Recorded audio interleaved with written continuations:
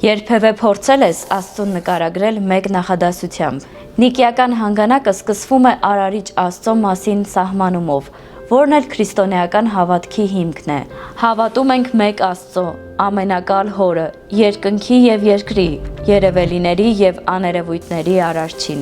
Բայց ինչպես ենք հասկանում այս խոսքերը։ Արդյոք Աստված պարզապես տիեզերքի ստեղծողն է,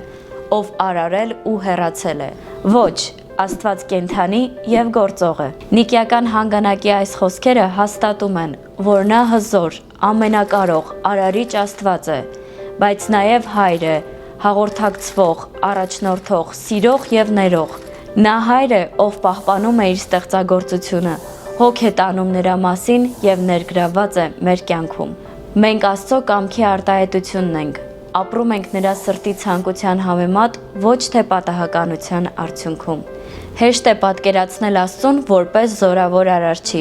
բայց ընդունել ենք, որ նա մեր Հայրն է, որ հոգում է մեր կարիքները, ցանկանում է, որ ճանաչենք ու վստահենք իրեն։ Դու հավատում ես, որ Աստված ոչ միայն արարիչ է, այլև Հայր է, ով սիրում է քեզ անձնապես։